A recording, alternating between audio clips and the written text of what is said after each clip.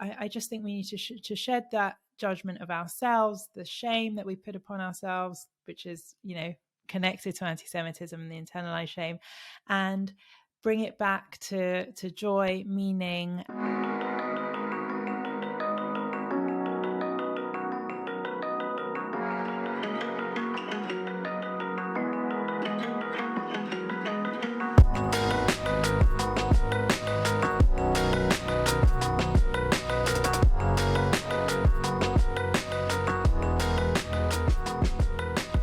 My guest today is Karen Cinnamon, a Jewish influencer, podcaster, and businesswoman whose ventures have led her to being described as the world's #1 Jewish wedding expert and the queen of Jewish positivity.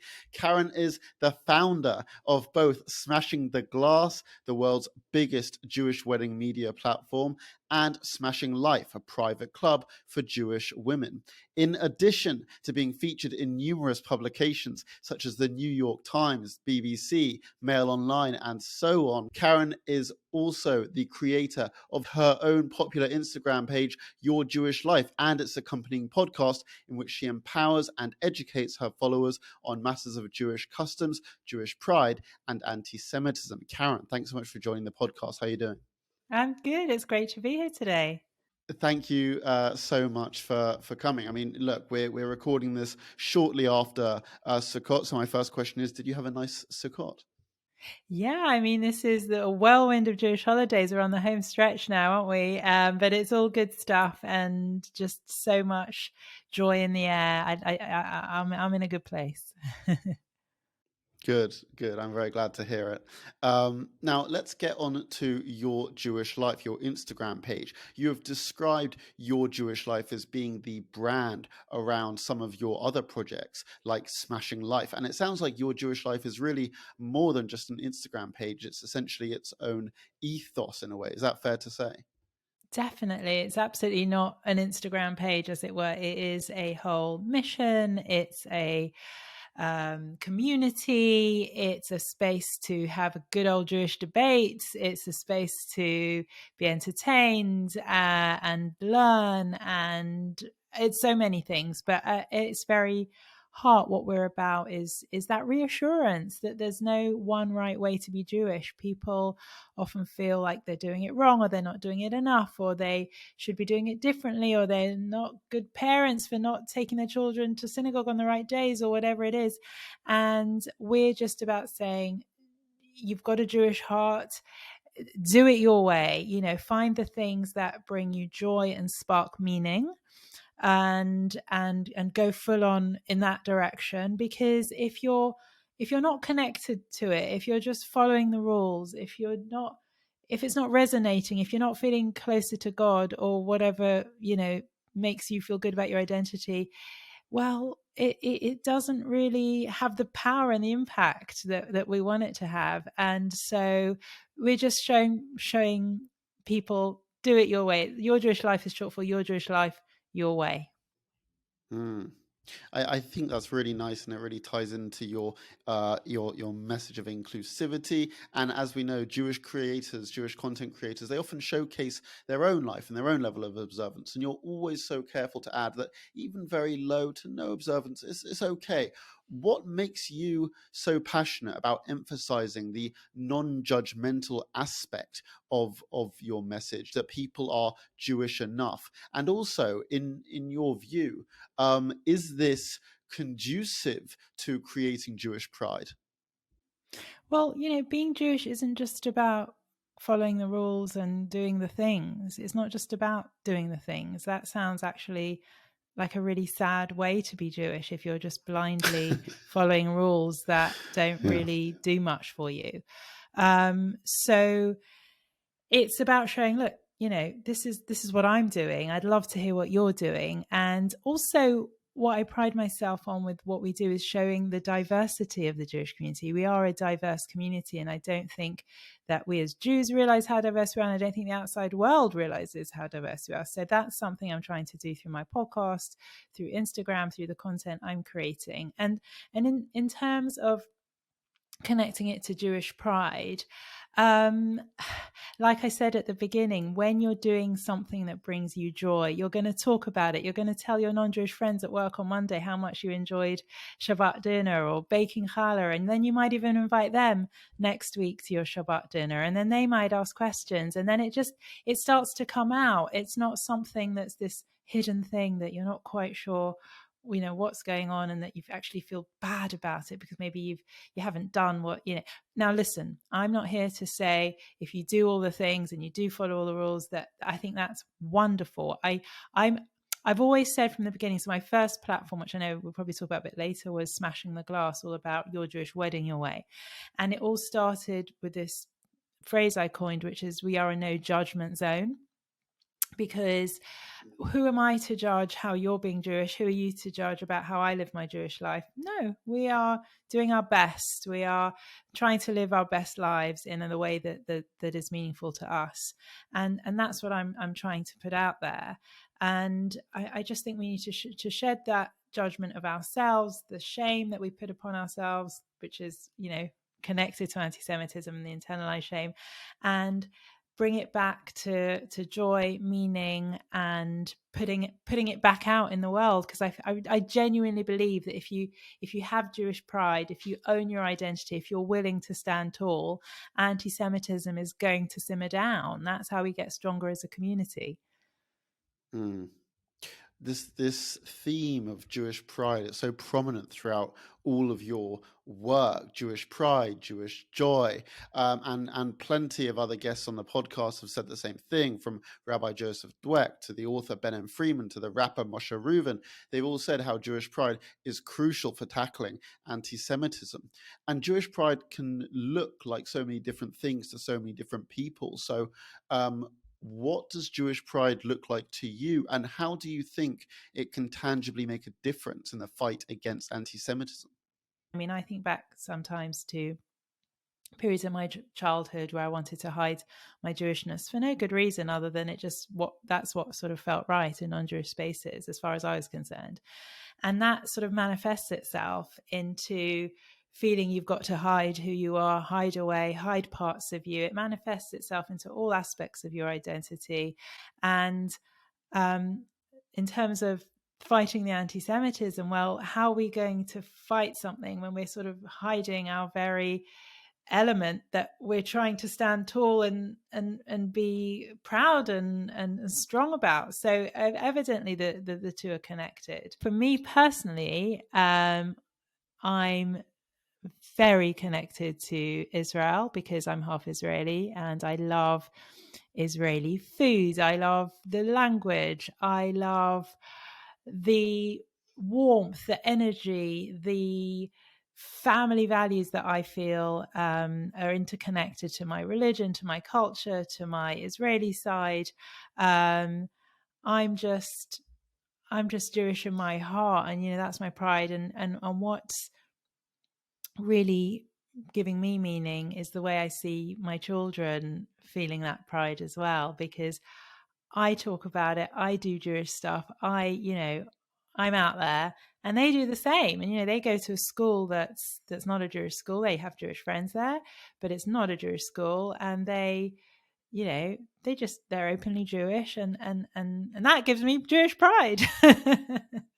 But, Jewish pride and Jewish joy is different for everyone. It could be eating some chicken soup. It could be going to synagogue. It could be making a new Jewish recipe. It could be planning for the next Jewish holiday. It could be reciting Modeh in the morning. It can be so many things. It could be listening to this podcast, and my whole thing is find out what is it for you that makes you feel alive and joyful and spiritual, and just get all in on that and feel all the good stuff.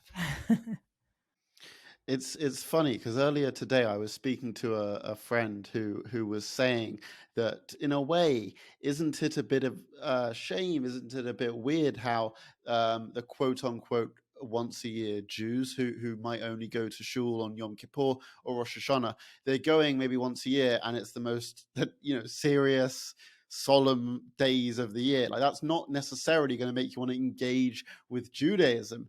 And he was saying, why not go for something like Simchat Torah instead? Something that's kind of fun, gonna grip you. Well, again, it's that following the rule book thing, isn't it? It's almost sort of going through the motions. Okay, these are the days of the year when we go to shul, tick. And that's fine. I'm not no judgment on that either. But it's just interesting how it manifests itself. Mm. Let's go to your children, which you just touched upon, about the importance of raising proudly Jewish children. You speak about this often, and I have to ask.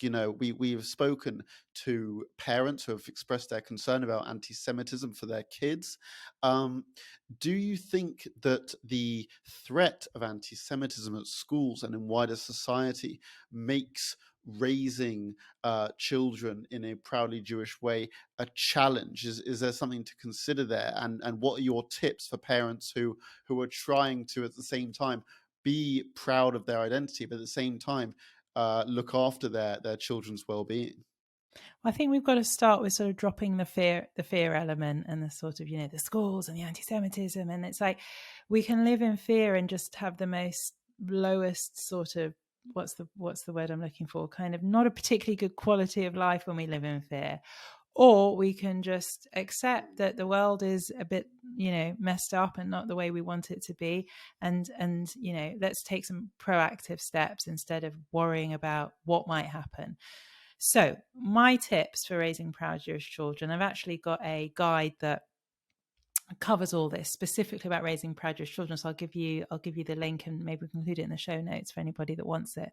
But first and foremost, running theme here, be a proud Jew. So children copy us. Children copy us. So I'm proud. My kids are proud. I love, Friday nights. My kids love Friday nights. The way we approach Judaism is no exception. Kids copy us. If you want your children to love being Jewish, you've got to have a solid, it goes back, I'm kind of repeating myself, but you've got to have a solid handle on why you're proud to be Jewish, what Jewish things spark joy. And then once you've got that in place, talk to your kids about what being Jewish means to you. Indulge in the traditions that you love the most and fill your home with what being Jewish means to you. Now, it could be investing in some lovely Shabbat candles that you light together on a Friday night. Let your kids help you light the candles, or say the prayers, or prepare the Shabbat dinner together. PJ Library is amazing. I'd say Jewish books. PJ Library is such a wonderful resource for Jewish kids to have a little Jewish library at home.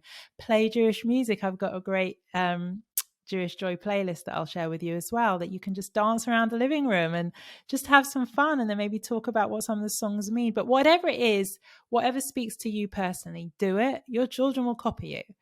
And again, running theme about this is what I stand for. I talked about our no judgment zone earlier. Another thing we've always done is always said on my platforms is no more shoulds.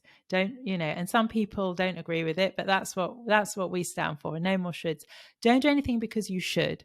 If you're not excited and you're just doing things out of obligation, your kids will pick up on it. They'll mirror it back.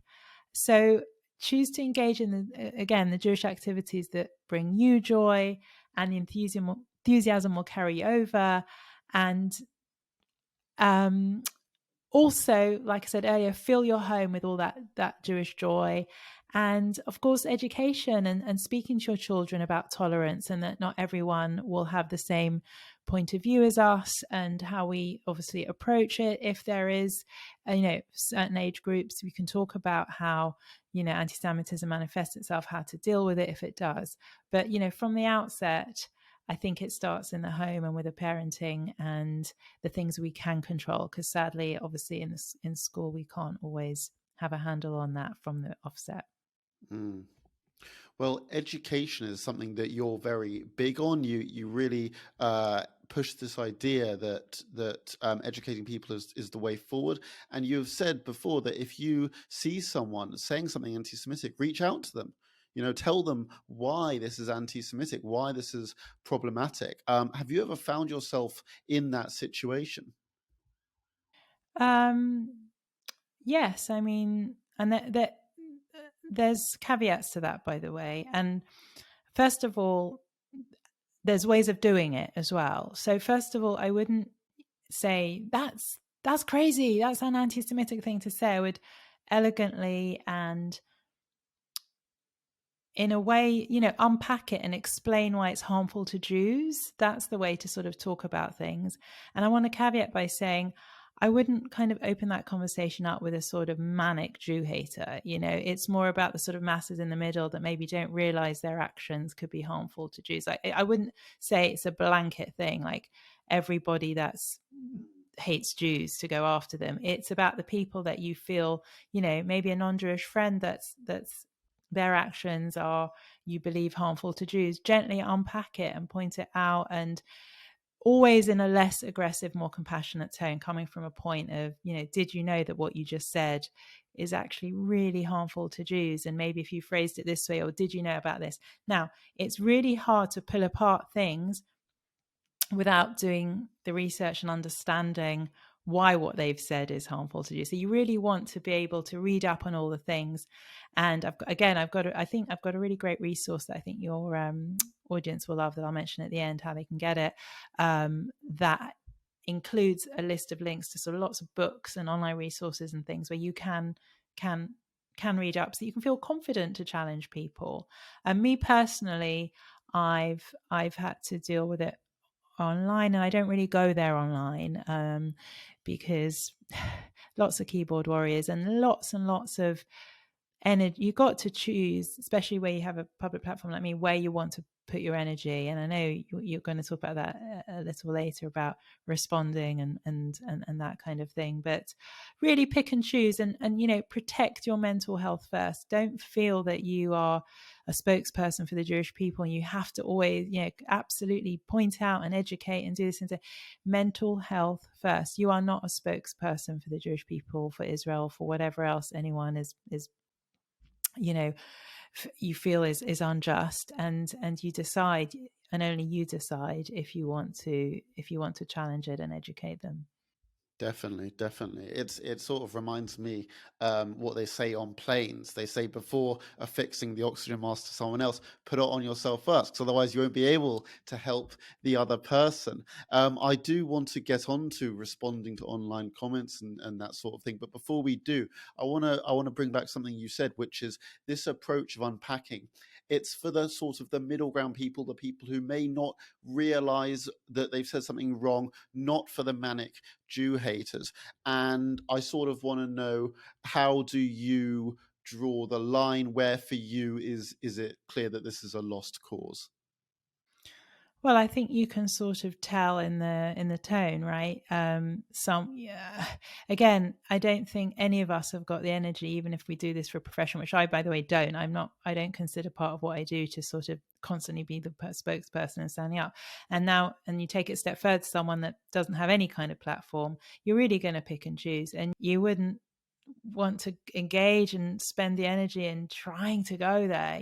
The only exception is if that person has a huge platform, and you might, that might be a benefit to it. But I would generally say, don't bother. And where do you draw the line? Just use your own judgment. I mean, you can tell. I'm generally talking about people in your own network rather than going after sort of randoms. Don't on social media. I mean, people, it's more about real conversations in the real world, with maybe, or I know a lot of people, we're recording this not long after the Kanye fiasco, shall we call it, for want of a better word.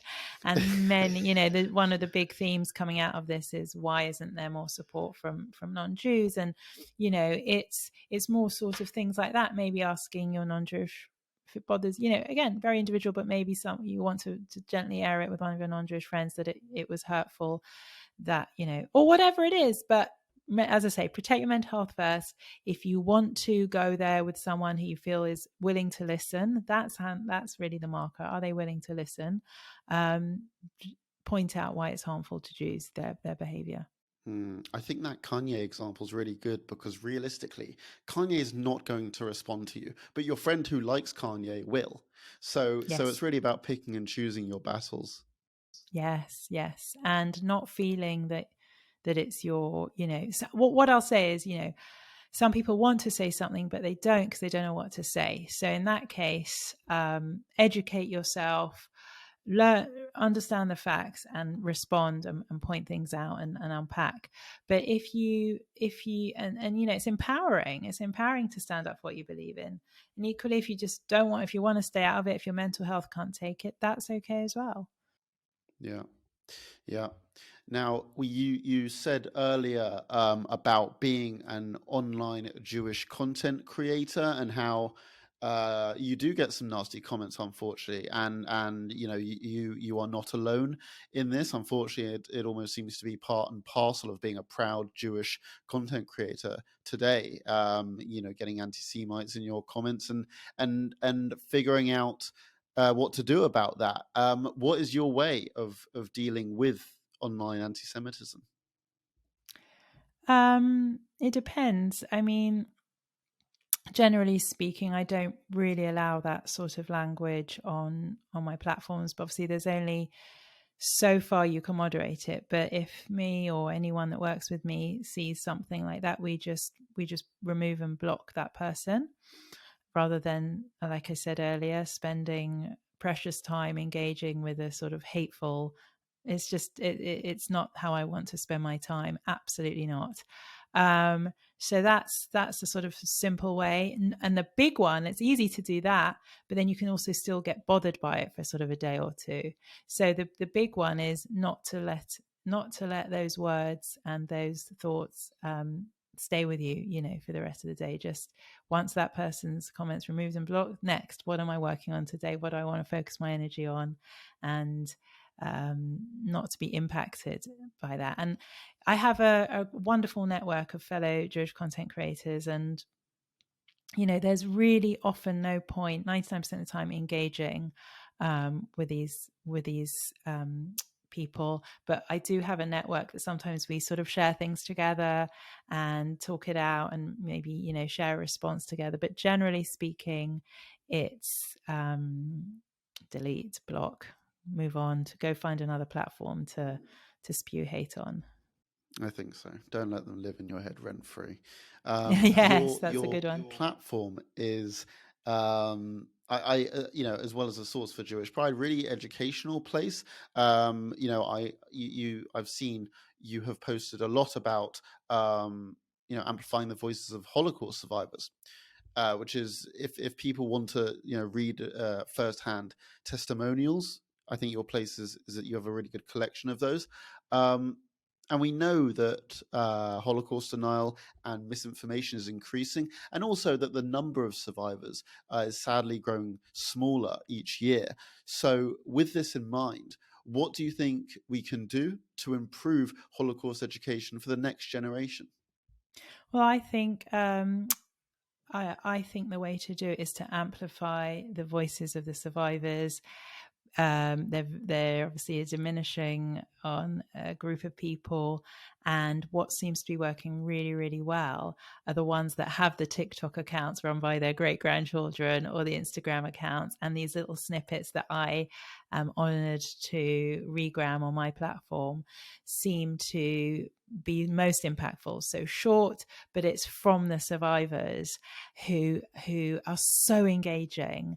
So what I would love to see is more survivors able to share their story, be it through, you know, archived footage, or like I say, you know, there's some brilliant examples of grandchildren. Or I would love to work with a Holocaust survivor. I did try to find one to help, but so many of them are just so tired by now. They've given so much of their lives to this education, and quite rightly, you know. So, but I think, if you were to ask me, that's the answer: to get snippets, to get the survivors on TikTok, on Instagram, sharing their stories firsthand, and even if it means using archived footage in that sort of raw format.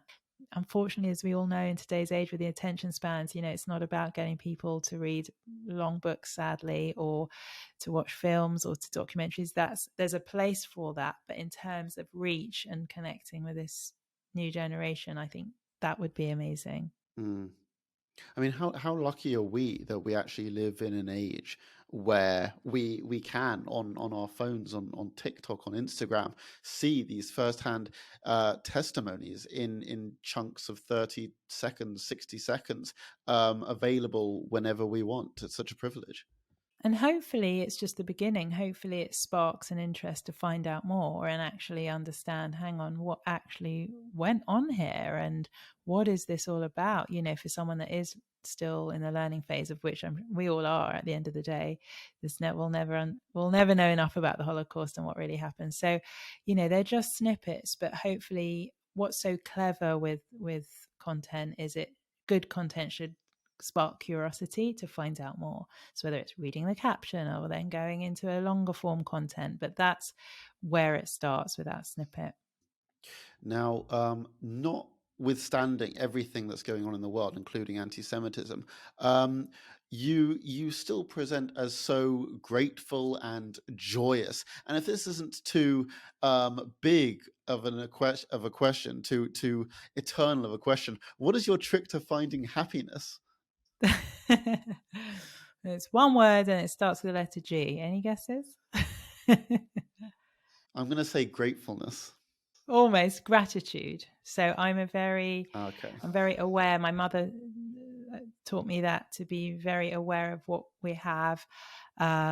She was born in Iraq and was persecuted there, and fled to Israel and started life as in a refugee camp there, working her way, and she created the most magical life for herself, eventually moving to London and whatever else. She built her whole life up into this dream life. And she knew so much, such a wise woman. And she ingrained in me to have daily gratitude for the littlest things. And in fact, it's easy to have gratitude when your life's going well. It's easy to focus on the good stuff when life's going well, but actually you should be practicing gratitude the most when you feel the least thankful, so that you have that much needed perspective. But generally speaking, we're all, fortunate people, but I assume most of the people listening to this podcast, and you can easily focus on goodness, because the more you focus on it, the more you create it, the more you become happier, more resilient. And in fact, it's led me to creating the Jewish Joy Journal, which I have a copy of here. Some bits of paper there as well, which is everything I believe in encapsulated into a journal that we can use daily to feel happier, connected, confident from the inside out. And it all starts with gratitude. So the Jewish Joy Journal, I want to know, is this something that will be available to purchase, and what exactly is this? How did you come up with it? Yes, it is for my community and wider community, and absolutely everyone. It's available to purchase for everyone. It's available on pre-order. We had a pre-order sale, but it will be available to purchase from mid-November, hopefully not long after this podcast is out. But it's at jewishjoyjournal.com. And it all started, so we have our own sort of private community for Jewish women beyond the Instagram account called Smashing Life. And sort of everything I do, I always think about them. And we kind of almost came up with this idea together. It all started actually not with sort of some big message, some big great message, but more about the fact that we love journals and journaling, and there's nothing for the Jewish market. I love pretty paper goods, but I'll walk into a shop, there's nothing with sort of Jewish quotes in it that's actually really cute and gorgeous as well, or aimed at me, a Jewish woman. So it sort of started with that, and then it sort of started to encapsulate everything I do in my work. So whether it's a lot of my work is about reconnecting with who you really are, your most authentic self. So it's a tool to reconnect with who you are, Jewishly, professionally, and personally. It's a 6-month journal with daily pages, but there's also a goal planning aspect to it as well. So I believe you can reach most goals within 6 months easily. So there's that incorporated into it. And there's also a community element, and there's some really fun Jewish recipes in there. And yeah, it's sort of a physical product of everything I do online to connect more deeply with your identity, to move forward in the direction that you want your life to move forward in, whatever that direction is, and just to live a more fulfilling, joy-filled life. And I'm really proud of it. We had an amazing reaction to our pre-order sale, and it will be out just in time to buy as a Hanukkah gift for yourself, for your loved ones. And I'm excited to see what your audience think of it. I mean, this is clearly a huge achievement. So let me say Mazel Tov, well done. Thank you. I really want to know what does journaling do for you? What does it do for your well-being?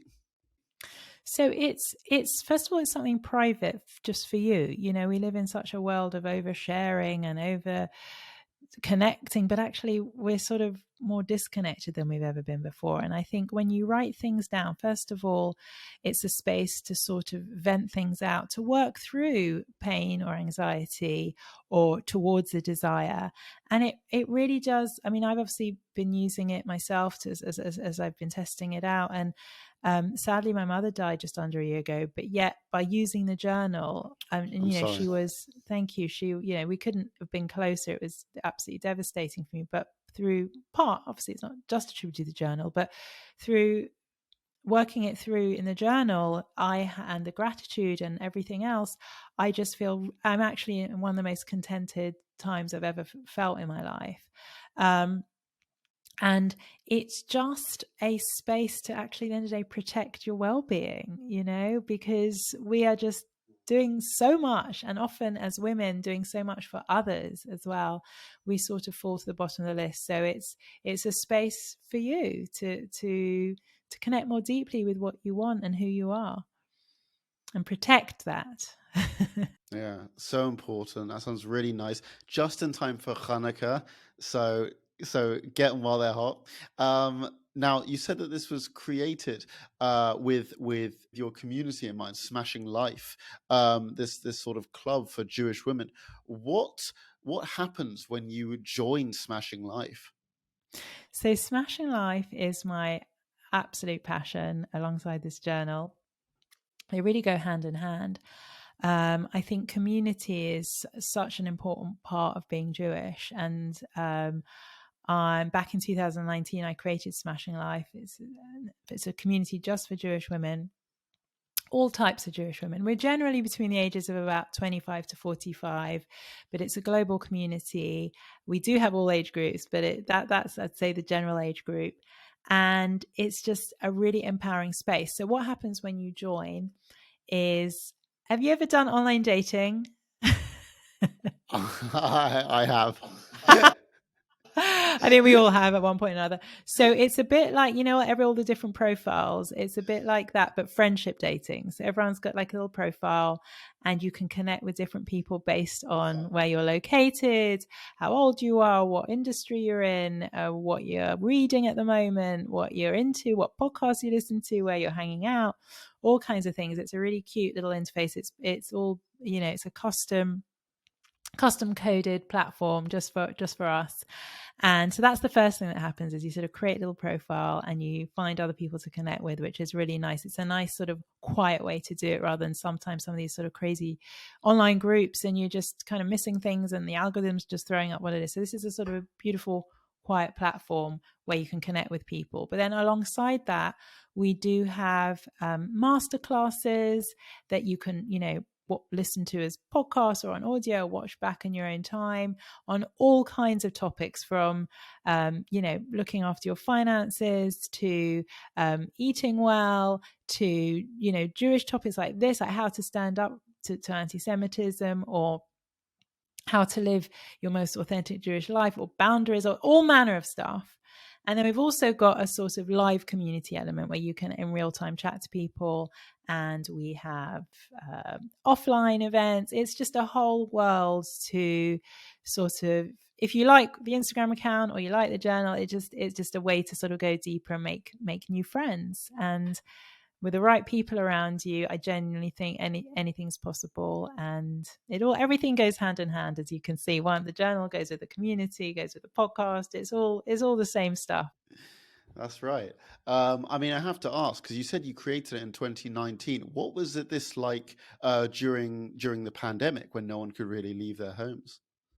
Well, it was actually what sort of encouraged me to grow it into something as big as it is today, because it was what people needed more than anything was community and online community, which is sort of, it is, there's offline aspects to it as well, but we do cultivate community online as well. And it was almost a saving grace. Like, we did everything on there. We did Rosh Hashanah virtually. We did everything through the online community. And in fact, the pandemic sort of grew it bigger and quicker than it would have otherwise.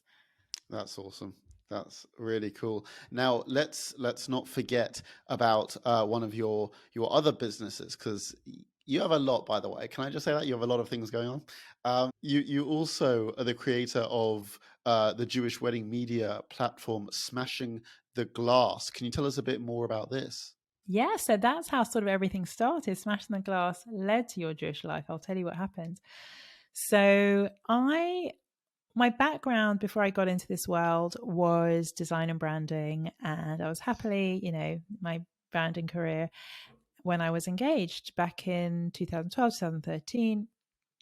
And as I was planning my wedding, I felt genuinely excluded from the mainstream wedding industry as a modern Jewish woman. There was just nothing aimed at me in terms of, where was I going to find really gorgeous ketubah inspiration, or venues that accommodate kosher catering at the flick of a switch, or vendors that really understand Jewish couples, or anything like that. It just didn't exist.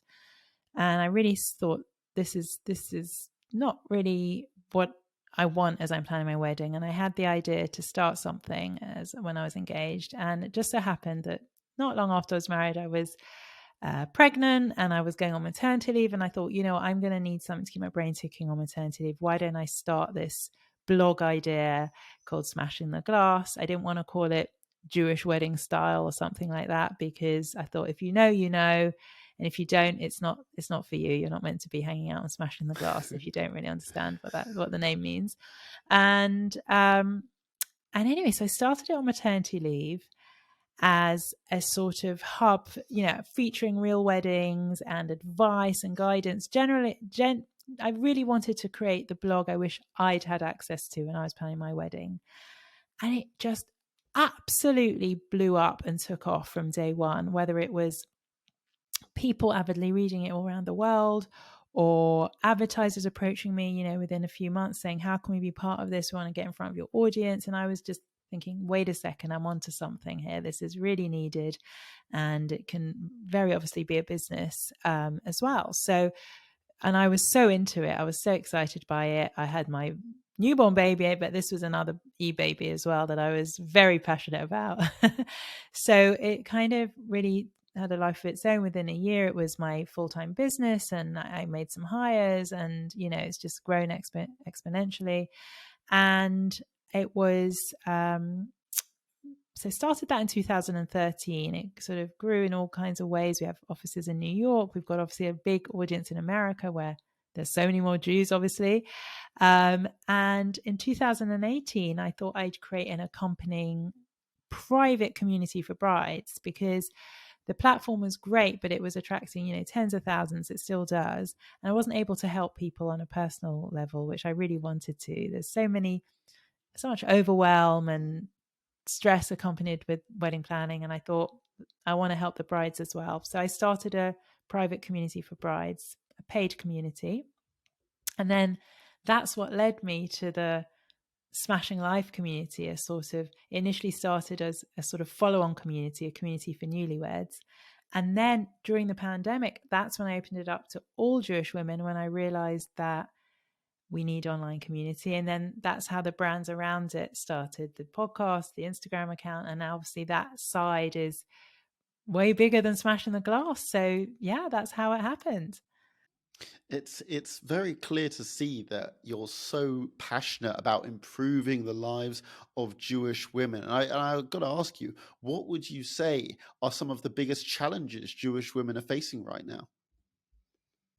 Well, I think it all boils down to the challenge of trying to fit into a box that the world has historically tried to force us into, that we don't want to fit into a box that the outside world wants us to, again, hiding who we are, hiding parts of our identity, not being able to sort of stand tall as much as tall as we'd like to as a modern Jewish woman. I think I read, or one of my podcast guests shared with me that sort of resilience and being able to handle trauma is now a sort of genetic thing in Jews, that we hand it down because it's needed. That's what we, and not to say that it's different for men. I would say for all Jews, it's, trying to fit in the box that the world has historically tried to force us into. But yet, as women, we want to do so many things. We want to be so many things. It's an exciting time to be a woman. I wouldn't want to be anything other than a Jewish woman. And to quote one of my podcast guests, Laura Plorka, I think she said, I've quoted her in my Jewish Joy Journal, I think it says something like, as a Jewish woman, I'm the living embodiment of resilience and something else. I can't remember what she said, but it was a brilliant quote. And she's the one that said, trying to fit into a box that the world has historically tried to force us into. And I think it kind of encapsulates what we're trying to do, is just stand tall and stand proud amongst all of this. I don't want to use the word hate, but more just kind of so much going on, that we've got to work with. Yeah. It's a tough time, and you are certainly doing your part, to say the least, in helping the cause. I mean, you mentioned podcasting. Amidst everything else you're doing, yes, of course, you're also a podcaster. Why wouldn't you be a podcaster? You're also a podcaster. How have you found it? What are some of your favorite things about podcasting? I think my favorite things about podcasting are having incredible conversations with people who otherwise probably wouldn't give me an hour of their time. I've learned so much, and then it's such an honor to then share that with my audience. So I know you've had Ben Freeman on the podcast, but I've just interviewed him for an episode that's coming out soon, where I learned so much. He's so good at breaking things down into a way that's easy to understand, and sort of really inspiring people to live out their Jewish pride. I spoke with From Jewish Black Boy, Tony. So he's wonderful. I met him in person earlier this year, and then I interviewed him for the podcast, and I learned so much from him about living authentically. One of the lines he came out with on the podcast that, again, I've put into my Jewish Joy Journal is, it's sort of paraphrased from Judy Garland, but he spun it out into his own words. Why be a second-rate version of someone else when you can be a first-class version of yourself, or something along those lines? And that was a great episode. He's had to contend with so much prejudice, being Black, Jewish, and gay in the religious world. And I learned so much from that episode. The episode that's out at the time of the recording is Shoshana Keats Juskell. She's a writer and a Jewish activist, and she's actually fighting for a better Judaism. So that episode is very much about where things are going wrong in the Jewish world in 2022, the judgment. And also she's got a project where she's working on the eradication of Jewish women in some of the Orthodox circles. That's a real issue.